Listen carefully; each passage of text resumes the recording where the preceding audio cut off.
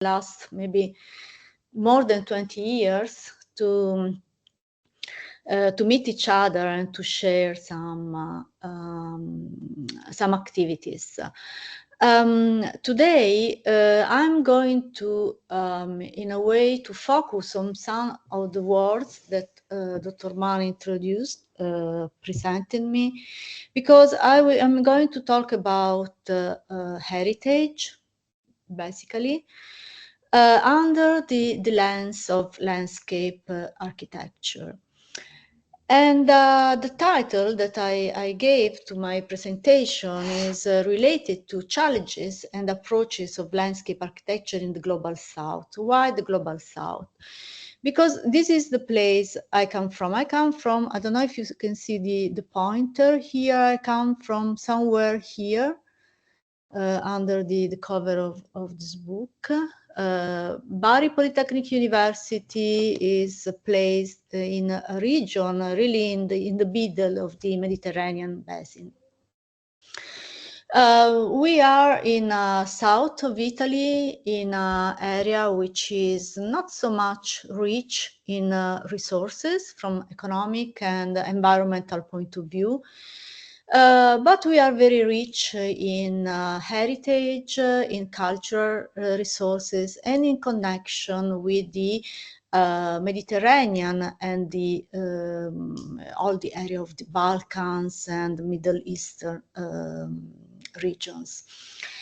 That's why in my university, but also during my academic life, I had the fortune to study several places in the southern region of the Mediterranean, in the Middle East, in North Africa, and in Saudi Arabia, and so on.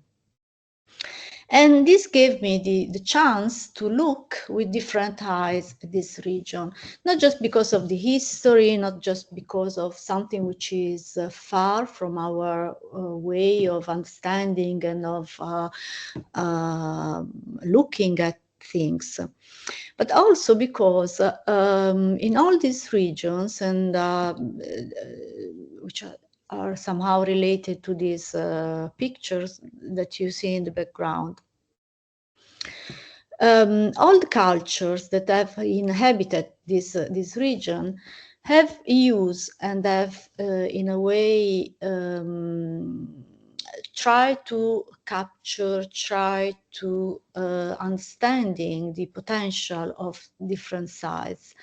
And from this kind of deep understanding of the places, they created what we call now cultural landscapes. Cultural landscapes are something which is given by the relationship between people and environment. It's something which is maybe really clearly shown in the pictures here in the middle, this oasis in, in Saudi Arabia. The concept itself of oasis is something that really identified what we mean with cultural landscape. But studying the landscapes, the cities, the environments of the Mediterranean and MENA region, is it possible to understand that everything that has been historically built there it's a kind of oasis? We don't have to think about the desert to try to identify the oasis. Here in the bottom of this picture, you can see a productive garden, which is in my region, in the southern of my region. This garden was realized using these stone structures, which are very ancient as a concept. The project is new, but basically are groups of stone oriented towards the best ventilation, which collect the humidity from the air, and during the night this humidity is given back to the soil. And this kind of very simple architectural system was able in the past times to create sustainable environments in our region. So this is an example of what we mean with oasis. Here on the top of this picture, we are in Sicily. Those are some examples of some round gardens, which are called in Italian or in the Sicilian language giardino. They are very elementary kind of gardens.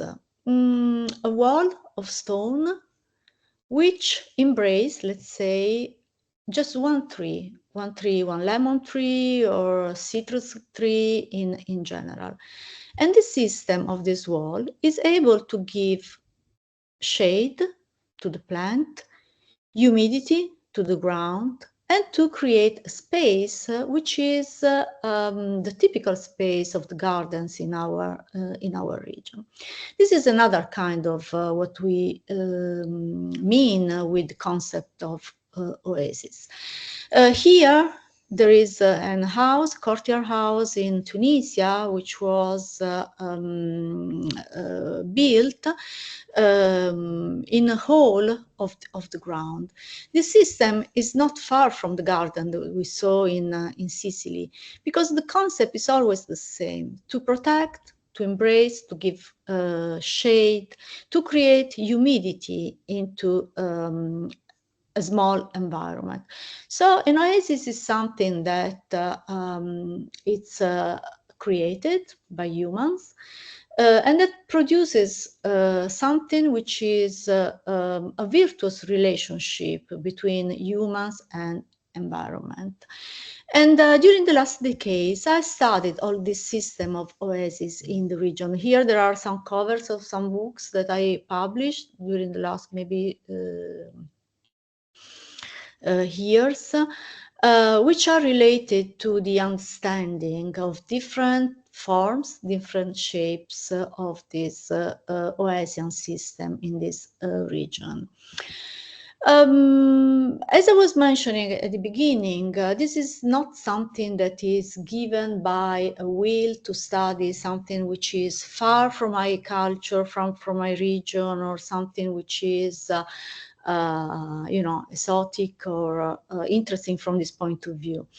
Today is very, from my personal point of view, it's very interesting to study this kind of oasis system, because we are in a period in which the climate change is really it's really defining unexpected results. From one side, the aridity, the lack of water is becoming very huge as a problem in our cities. From another side, we are in front of some episodic, storms and collapses, in the presence of water. So we are dealing from one side with the absence. From another side, we are dealing with the huge amount of water in a single moment. So from different points of view, here there are two pictures, two drawings of Italy. This is a cover of a book related to this Anthropocene era. Here there is Bari, my city in the next, century won't be there anymore because the level of the sea will be higher. We are living on the coastline. Here there is another study with the amount of aridity, with the growth of aridity in my regions. And so from one side we are dealing with lack of water, from the other side we are dealing with problems related to the stormwater management. So from the point of view of landscape architecture, we have to try to understand how to design, how to deal with this climate change, how to deal with this future the future landscape that we are going to design. In my specific region, we have also to deal with lack of resources because, as I mentioned at the beginning, we are very poor from this point of view. We don't have water. So how to design an environment which is good for people for living there if you don't have water for to create a garden.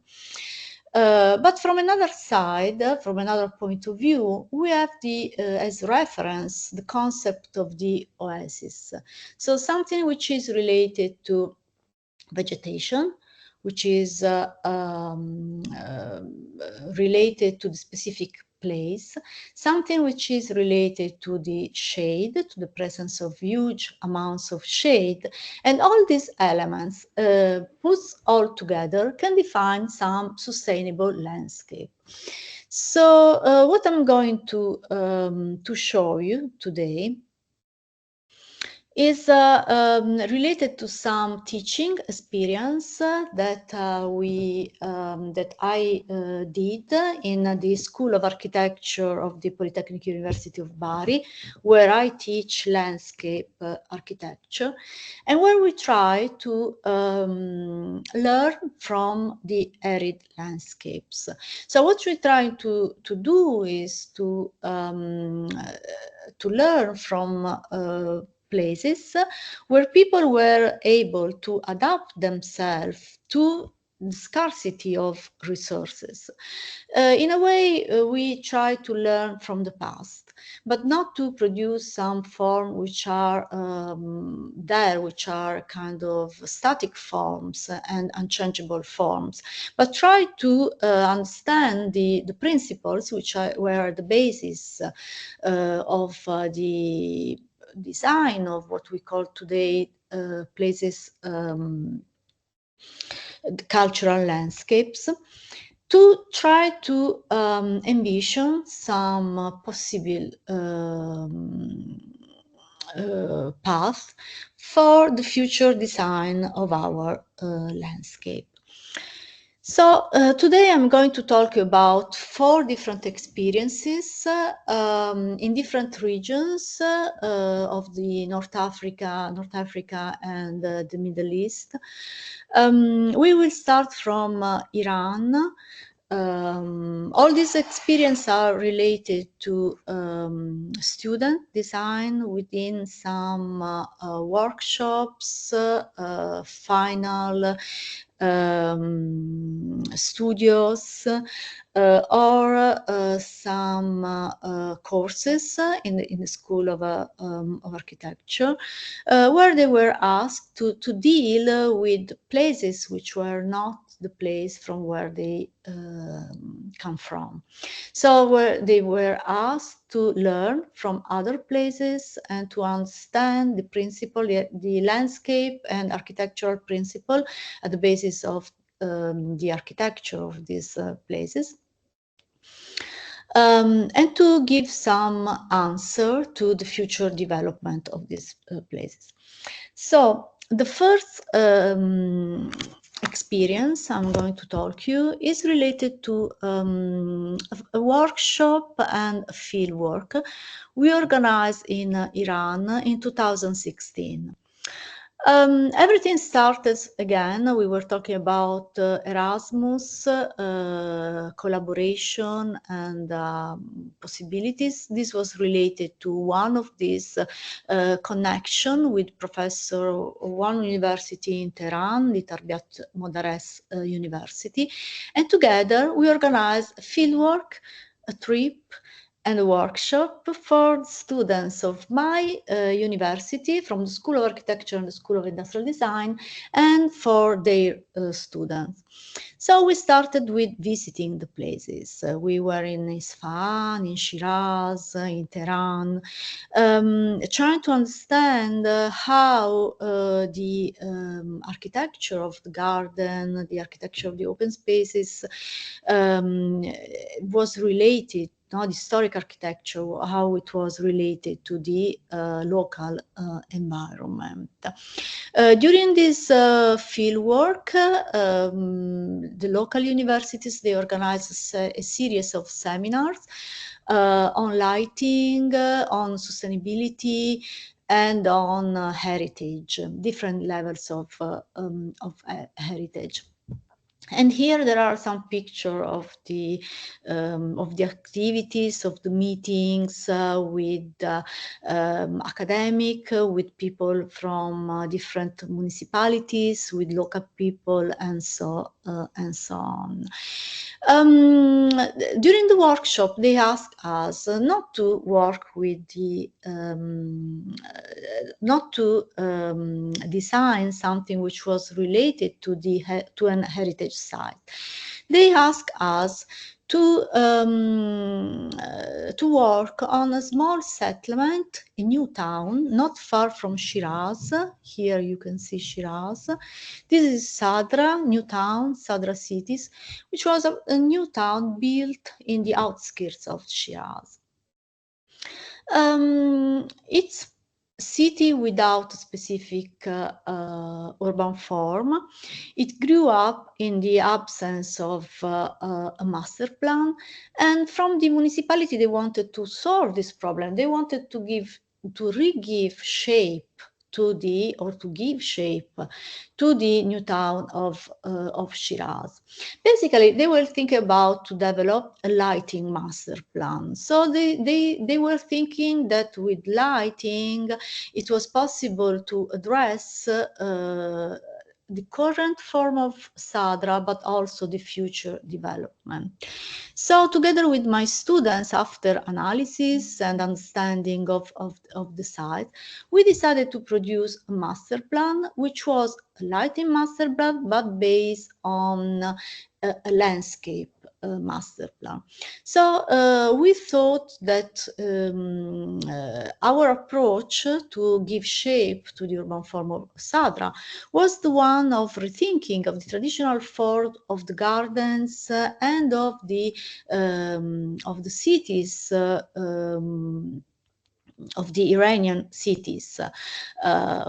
We were thinking about Isfahan, we were thinking about the new planning of the Safavid Isfahan with this system of two main axes, the Charbagh related to system of gardens. So in our hypothesis, the Charbagh were given not by sequence of gardens, but system of small squares and lighting. But at the end of the two main axes, we designed for our master plan two main gardens, recalling the traditional form of the Persian garden, in a way to try to polarize, to address the future of the urban growth. And here there are some drawings related to this master plan. This is the landscape master plan with the understanding of all the elements of the urban fabric useful to recreate this form. And this is the connection with the lighting master plan. And some sketches, some view of the layout and of the special characteristics of the gardens and the squares that we design at the end of this axis. So this is the first experience. It was very short workshop. In 1 week, the students had 10 days actually. They had to travel, to understand, to meet people, to interview, to talk, and to get an idea. But so a very quick experience of understanding, but very important for at least for ourselves, for our cultural development. A second experience I want to share with you is related to one of the most beautiful cities in the world. Dr. Mann, he mentioned that we met more than 20 years ago when I was a PhD student, and my PhD thesis was on the city of Aleppo in Syria.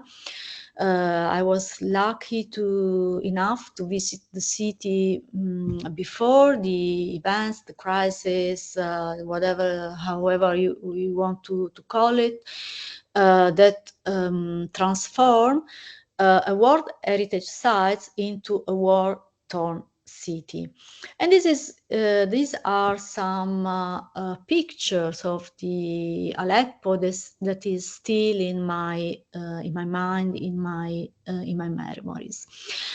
During the last more than 10 years, 13 years actually, I worked a lot on from different levels of understanding, of classification, of recording, and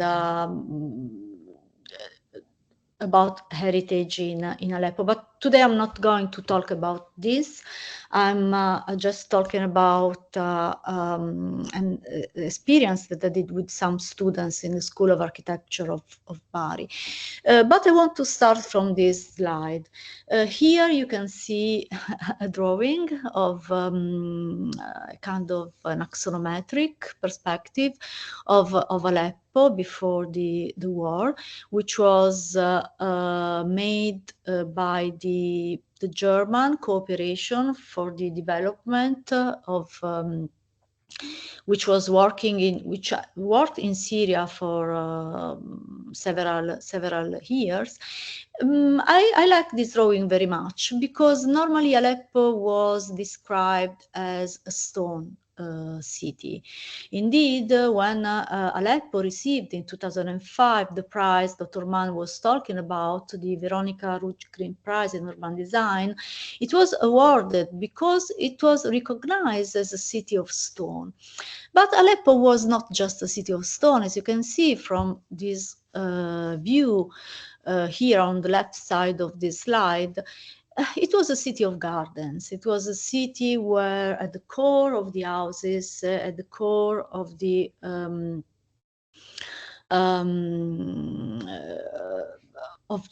almost each building of the city, there was a garden. It was a city also where the streets played a very important role, as in all the city, of course, in the world. For the connection, for the social connection between the city, not just the souk, but also the small streets in the residential neighborhood, together with courtyards, were really the core of the city. So in 2016 or 18, I worked with a group of students of my School of Architecture. This was an elective course. It was not one of the fundamental courses of but it was chosen by several students.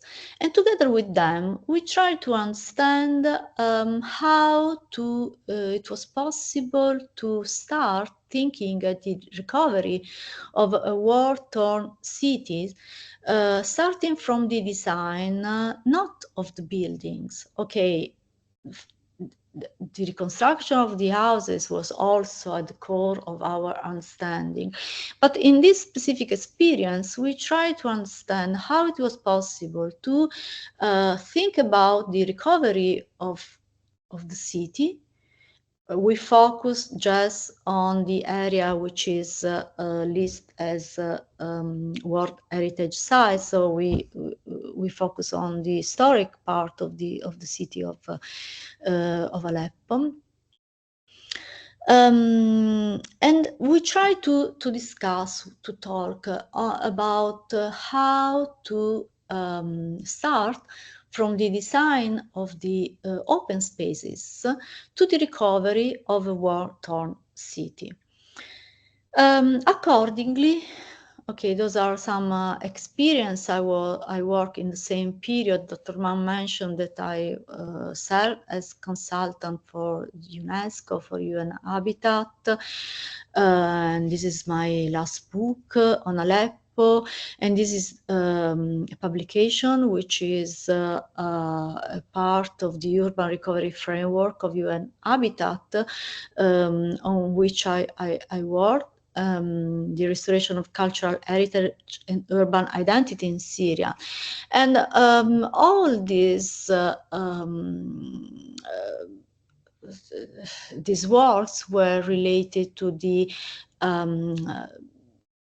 recovery of the open spaces, to the recreation of the urban sociality, to the connection through green corridors of urban heritage with the territorial layout of the cities in Syria.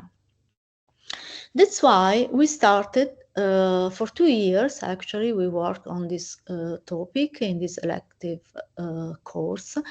We start thinking about the possibility to use the tools of the landscape architecture and the urban morphology to think the recovery of the city. So we started producing what we called a morphological master plan for the recovery of the old city of Aleppo. So basically, from one side in red, there was the reconstruction of the courtyard houses to give back the consolidated urban morphology to the city. From another side, here in the light blue areas, there was the enhancement of the archaeological areas. From another side, in yellow, you can see these yellow arrows. There was the will also to give new perspectives to some of the elements of the historic urban environment. Everything was related basically to the enhancement of everything which was related to the traditional urban form, to the traditional layout of the city. But at the core of this idea, there were also the green areas that you can see here. Intentionally, we wanted to use the green not to show just parks of green areas. This kind of green belt or crown, let's call it, it was an area of protection in a way of the old town from urban development which could have been not exactly aligned with the need of the historic urban environment. But I'm not going to talk about this. I just want to talk about the experience with the students. So our idea was to work with these gardens that we call it gardens of memories. Starting from the studying the history of the town, the history of architecture, the urban history of the town, I try to ask to my students to put in light, according to their really own perspective, own point of view, which in some cases was not so close what happened to the city. They were very new to all the events and facts and everything that happened there. By the way, after this process of studying, I asked them to design some public spaces, some gardens, to give back to the people the places for the reconciliation. Each group, because the students, work in group, had different ideas for the design. They wanted to highlight different elements. It was very interesting because some of them wanted to put in light some traces of the archaeology, some others some traces of the history, some others traces of intangible culture of the site, and some others they wanted to put in light to keep the memory of the more recent traces, which means the traces of the damage in the area. We choose three areas which were very important for us in our study. One is the core of the Christian neighborhood of ArchiDesign. The second area, it's one of the most damaged. The two of them are two of the most damaged areas of the old city. The second one is the one at the foot of the citadel, and the third one is an area, outside Bab Kinasrin, which is one of the main gates of the old town of Aleppo, which was not so much affected by damage, but where there was a project of a park which was designed by the Aga Khan Transport Culture, not realized.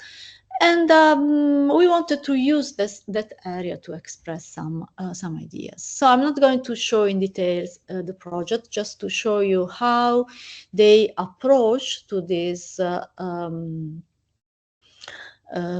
topic. This is a project where the students, was a group of girls actually. They wanted to rebuild, not exactly with the architectural historical forms, but changing a little bit the layout of the neighborhood. But what we wanted to do, it was to build a new souk all around the damaged area, and to recreate the economy in the neighborhood. And with these pools of water, they wanted to highlight the places where the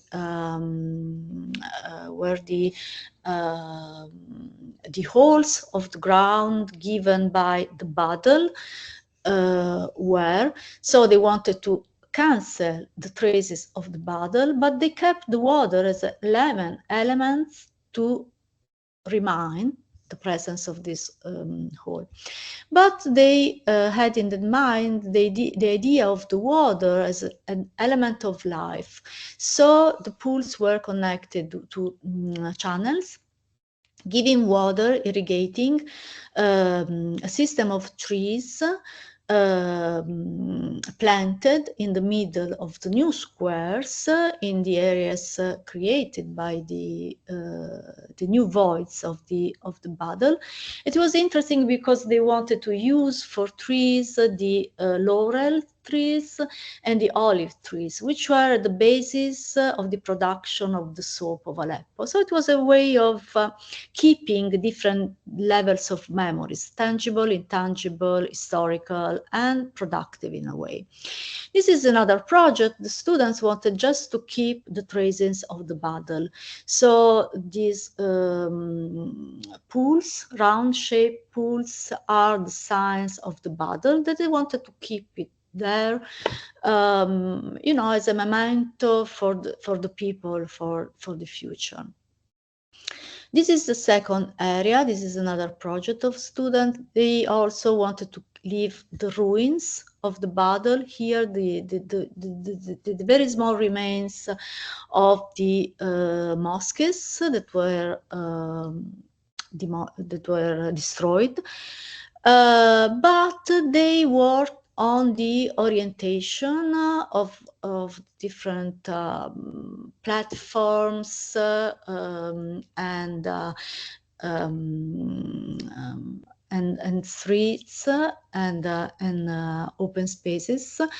And this orientation is a kind of archaeological orientation. It's something that is not visible on the ground. It's something that was related to some analysis of the urban morphology, so recalling some older levels of history of the city. So they put it together basically in this project, different layers of history. Another group worked on the same area, as you can see, completely different approach. They wanted to recreate, using the vegetation, some forms of the buildings that were destroyed during the battle. And this is another project in the Bab Kinasrin area.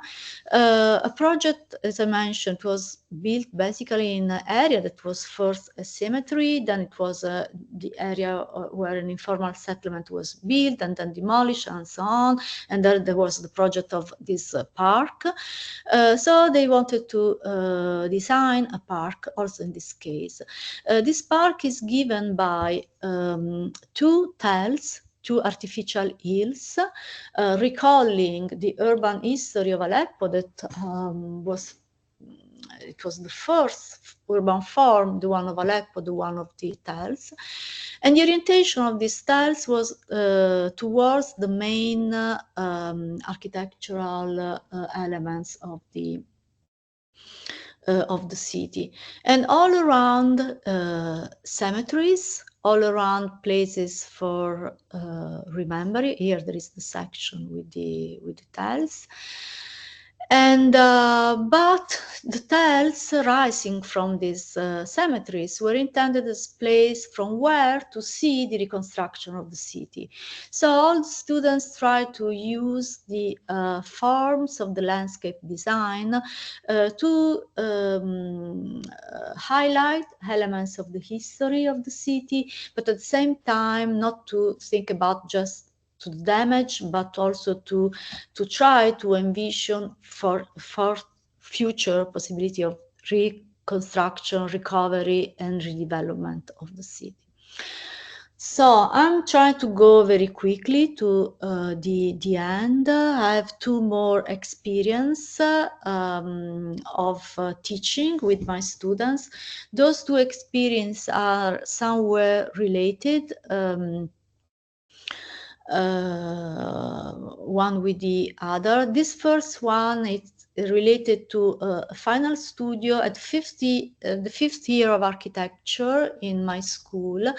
The students, for 1 year, let's say 9 months, they study a specific topics, and this topic, the study of this topic is coordinated by a main advisor and by a group of professors, and all together they try to do some research. They do some research and they do some project about these specific topics. So this experience, this teaching experience, is related to a project that we did in Aldiria, which is today it's a neighborhood in the city of Riyadh in Saudi Arabia. I'm sure you are familiar with the Saudi Vision 2030. I'm not going to give details about this. Here there are some pictures. This is a map with main project related to this vision. Here we are in Alula. This is the theater realized by Joe Forma in the desert. This is one of the new resorts in the Valley of Alula. This is here the old town of Alula and the area of new development, and here also, but here there is the line, for instance. So this set of mega projects, architectural or landscape, because the one of Alula is a master plan, which is wider than some countries in Europe, which is designed in a region which is very rich in heritage. Here there are some elements of the heritage of the Saudi Arabia. Walled oasis, which is the most widespread form of settlement in the region. The so-called desertites, which are some Neolithic system to catch the for huntings. Cultivation in the oasis, traces of the Hejaz railroad, and this system of road widespread with something which is not clear what it is, if there are tombs or system to collect the water, which is very widespread in the region. So Saudi Arabia is very rich in heritage. Here there are some pictures of Alula, and here we are in Riyadh. Maybe you are familiar with the contemporary form of Riyadh, which is one of the mega cities of the region. But this city developed very quickly. Here, you can see here the different phases of development of the area of Riyadh. This was the place of the settlement, and this is the original settlement. This is the current urban area. But nearby Riyadh, there was an older settlement, the settlement of Al-Diriyah, which is here, which was founded, along a wadi, along a river, which has water just when it rains, which was founded as you can see here, as a walled oasis. So the original settlement was a small part of a wider area, basically a very, very, very wide palm tree area, which was protected by the walls, and those are some phases of expansion of the area.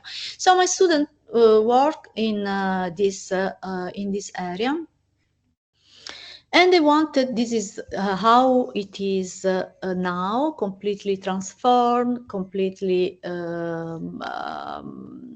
change it in use and in form, and they wanted to give back a fragment, to recreate a fragment of the historical landscape of this area through the design of a part of a huge park, which is part of the master plan for Riyadh, connecting this area to the old town.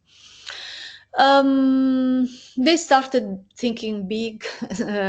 As I mentioned, they work here, but the idea was to reconnect this fragment to a network of parks and natural areas in the Saudi, the peninsula of the Saudi Arabia, and to reconnect this network to a world network of parks and natural systems. starting from a project by Richard Weller. But at the small scale, the architectural scale, they had the palm tree at the center of their understanding of the site. So they wanted to start using all the elements of the palm tree to recreate the sustainability in this piece of, in this fragment of landscape. Again, the analysis of the urban heritage, the analysis of the vegetation, the hydrological analysis of the area, and then the master plan. The master plan was basically based on a grid of channels and a system of architecture realized with using traditional materials, but also reinterpreting traditional materials, especially the materials related to the palm, to the use of the palm, into new elements to be designed and to be built inside this area. And this is the general master plan of the area. Basically, they reconnected, they replanted in their design all the system of the palm trees. What was interesting in this project, from my personal point of view, it was that they worked on the 3 different levels of the oasis. The level of the ground with new system of orchards, with flooding areas where to collect the water, and with the system of agriculture. They also studied the new forms of their project. They verified the project using this environmental analysis tools, and they realized, and this was not really unimaginable for us, but they realized that adding shade, adding water, and therefore humidity, it was really easier to have to improve the environmental quality of the area.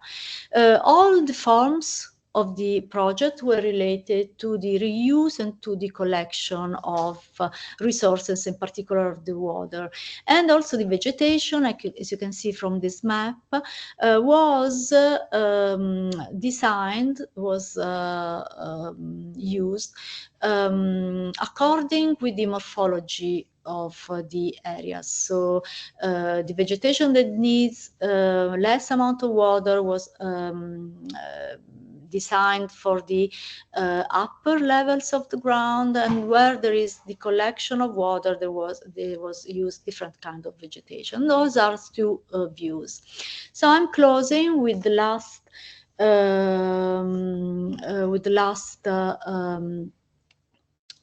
experience that we did. This is another final studio in Algeria. This time the student studied the process of the certification of the Sahara desert, starting from the understanding of how the region was during the so-called humid period.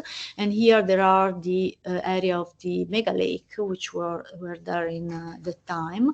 They studied the transformation of the Sahara during these periods, but they also studied with field works, with the collection of historic data and so on, the materials of the ground. A ground which is characterized by the presence of salt, different forms and different amount of salt are in the region. They collected the salt, they collected the materials, and then they envisioned an idea for the development of a small village nearby one of these former mega lake, based again on the recovery and of the system of collection of the water, and of the recovery of the system of palm trees, that in this case was envisioned as a tourist system to connect the settlement to the wider system of villages in the region, and to collect the settlement to the lake. Here there are some drawing of the master plan. Again, the vegetation was related to the presence of salt in this case, and some views of the of some areas of the project. As you can see, everything was based again to the need to give shade to the area, to the need to recreate places where is it possible to experience the open spaces, also in an arid, in this case in a desert region. Here there are some views of the railway that they designed, but also of the wellness area that they redesigned. And here there are some projects, some views, sorry, of the main path of the area.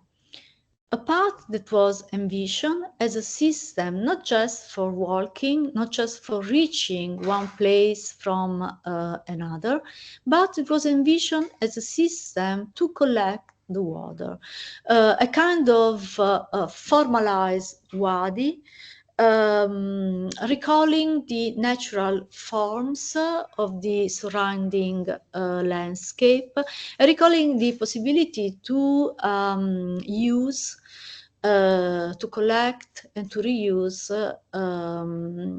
natural resources, the water in this specific case, to recreate the oasis system in this environment. Thank you very much for your time. Okay, I'm here. Okay, yeah. Sorry, I was a little maybe too long. No, it's okay. I'm sorry. I tried to be very No, it's okay. Thank quick. you. So thank you very much for your time. And if you have any questions, I'm here, especially for the students. Thanks for your time, in fact. But yeah, I will just come through some main ideas that I found really interesting. That's, I mean, there's a link between landscape and heritage, which means we need to learn from the past to like the sayings of Orwell, who controls the past controls the future. In fact, personally, the analysis of the site and understanding the site, the context, in fact, and producing the master plan was one of the main focal point of this evening. Which was interesting is to see that landscape is not really concerned with daytime. It's also concerned with the nighttime, because spaces and places are also frequented in the nighttime. There's a good link between the recreation of spaces and landscape with the recovery, in fact, for example, cities after war situations. The connection, this was also a question, this will be a question about the connection between the landscape and the morphology, because landscape could create a totally different morphology. So later, could you explain a little bit about what did you mean by the morphological master plan? In fact, during the, I think student also might notice that when setting or planting trees, it follows an order. This order is the order of the landscape design, and there's no trees like hazardly put here and there. And it's good that to see that the vegetation map is really very has a broad perspective. So the vegetation design in the landscape is a very important one, because normally the urban designer is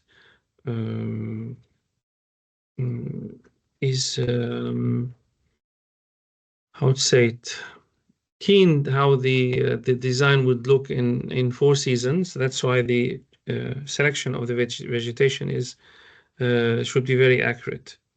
Yeah, this is it. In fact, my notes that I wrote down, and for sure, the shading and the humidity that you have mentioned for the urban heritage and vegetations. So thank you. Thanks again. I will open the first question about how could you guys give us a little bit of details about the connection between landscape and morphology and the creation of the morphological master plan. So this is the first question. Sorry that I took the stage from the attendees, and now it's open for your comments, questions, and inquiries if you wish. So it's open to the audience if you have any question to ask.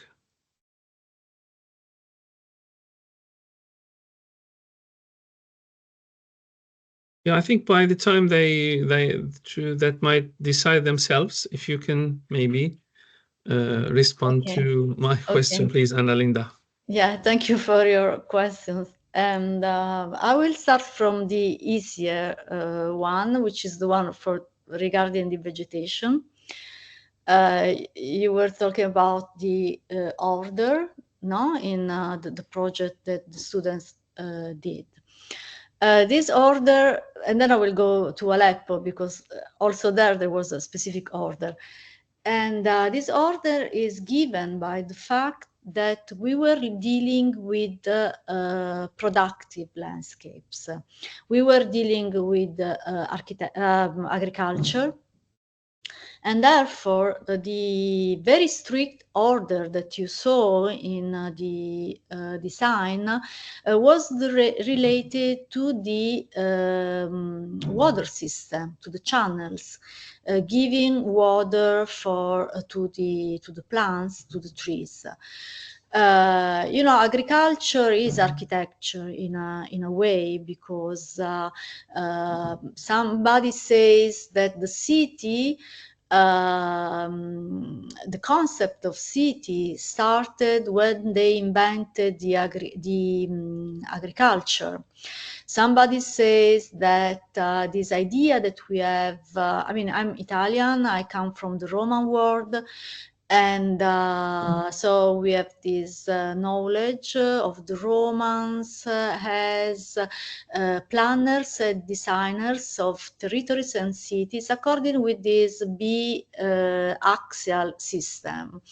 And somebody says that this comes from Persian world, this comes from the irrigation system. So to optimize the water resources, the channels are regular. So therefore, the regularity of the vegetation in the project that you saw was related to the need to really optimize the use of water. In fact, we used irregular layout of plantings where there was no agriculture, where there were some, recreational or other kinds of areas.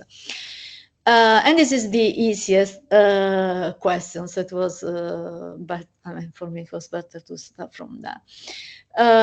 Regarding the morphology and landscape, I have a background in urban morphology. So basically,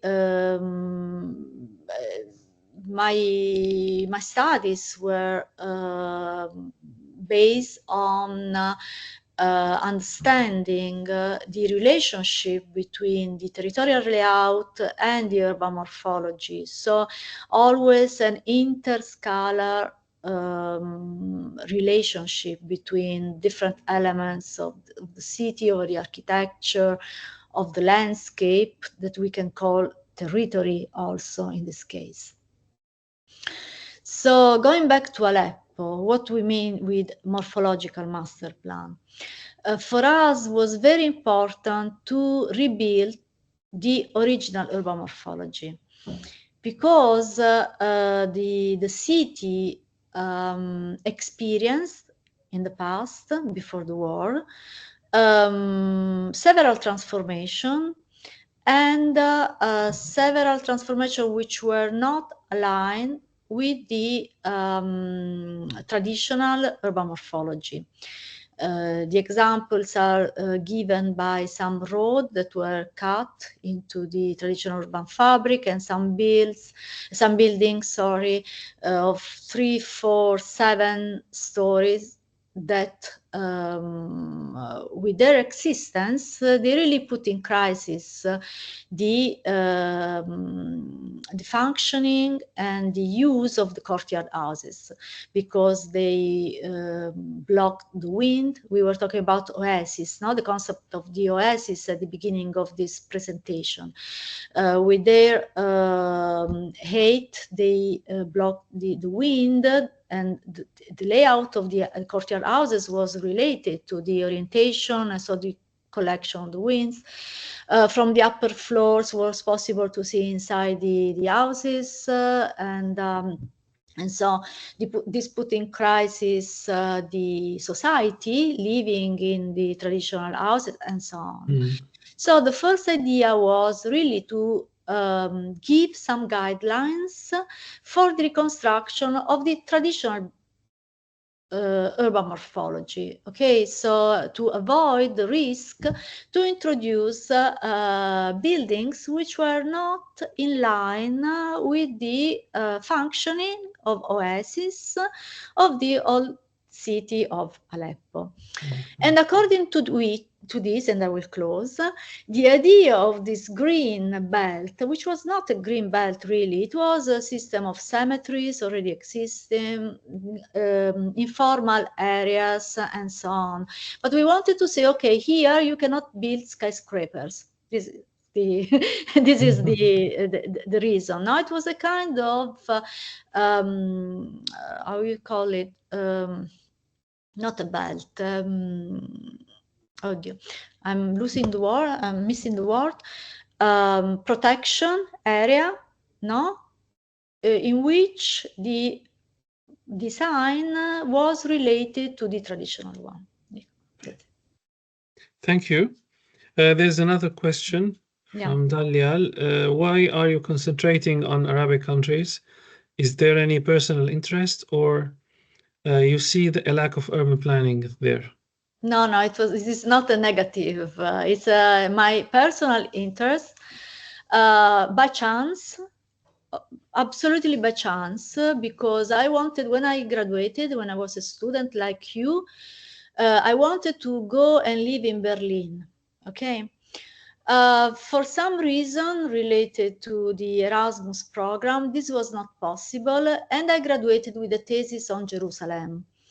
Then I realized that the Middle East was so rich in history and cultural heritage. I mean, I come from Italy, you are in Istanbul, so maybe we are in the richest place now of heritage in the world.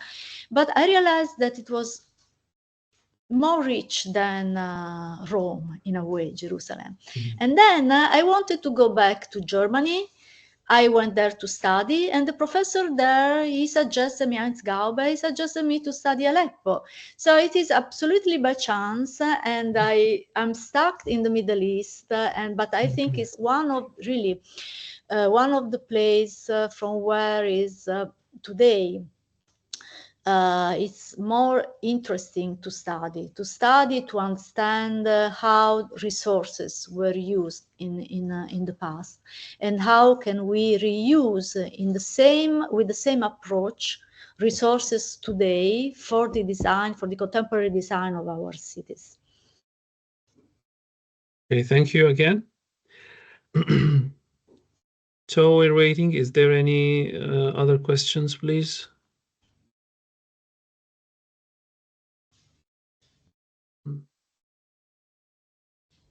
Apparently not. Okay, so there will be no more questions. All right. Then we have we come to close to this session. I'm just checking again the chat box. No, okay. Only one question there was from the audience. Okay, good then. I think we came to an end. At the end, there's the name of the Faculty of Architecture and Design at University. We would like to thank you for this interesting presentation highlighting a subject that is not really, I would say, that subject was really lacking in the design of cities and in the south, and also linking this landscape design and heritage, especially using landscape and open spaces for the recovery processes.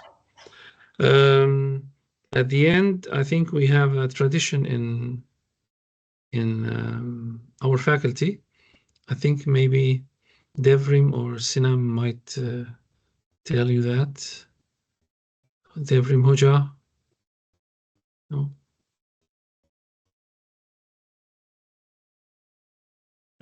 First of all, dear Giulia Annalinda, thank you very much for your valuable presentation. I am the head of the Department of Architecture.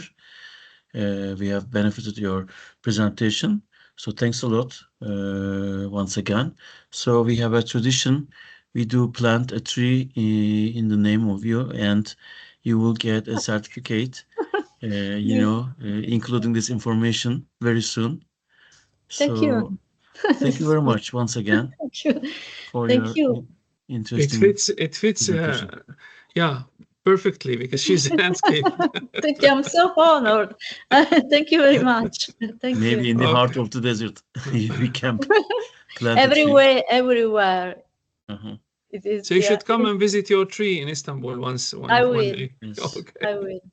Okay, thank you again. If we start with the Erasmus program between the university, maybe this will be very good opportunity. Okay, we will continue working on that cooperation program. Okay. Thank you very much. Nice to meet you. Nice to meet you. Thank you. Thanks for you first, and thanks for the audiences.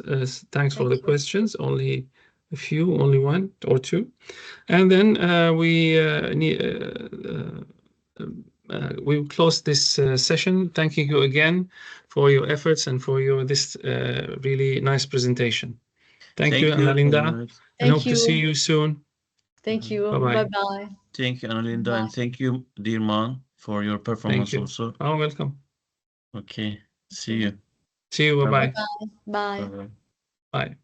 Bye.